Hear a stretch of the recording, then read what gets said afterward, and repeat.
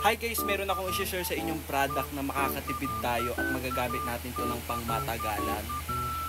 Dahil itong product na to ay napaka-solid at napakaganda gamitin sa ating balat. Kaya ito yung papakita ko sa inyo. So bali, ito yung product na to mga kabagis from Soap Bucket.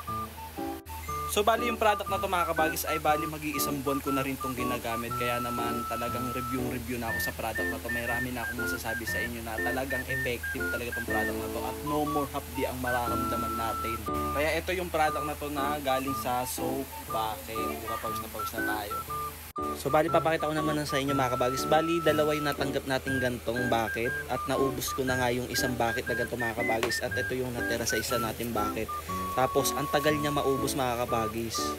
Dahil nga dalawang bucket yung gap natin sa kanila ay paubos pa lang yung isa nating ganito. Kaya napakasolid talaga kung bibili tayo nitong soap bucket. So bali yung isang natanggap natin bucket assorted siya. Pero ito mga kabagis ay ang flavor nito is glutamilk berry soap.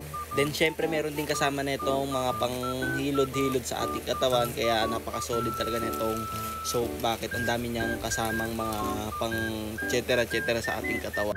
So bali yung price pala nito mga kabagis ay sa halagang 180 pesos. Meron ka ng bucket na soap. Inagandahan lang din dito sa product na ito mga kabagis ay ma-exfoliate niya yung ating balat at mapapalighten at mapapabrighten niya yung ating balat. Lalong-lalo na sa mga may dark spot sa mukha, lalong-lalo na sa mga may bakat ng mga sugat. Ayan, makakatulong tong glutamilk berry soap na to. Pero kapag meron silang pa-event sa mall, tapos pag meron silang mga pa-promo, ang price nila is 159 pesos sa may bucket soap nila. Kaya kung gusto nyo bumili na itong bucket soap mga kabagis, meron din sila dito sa may TikTok shop.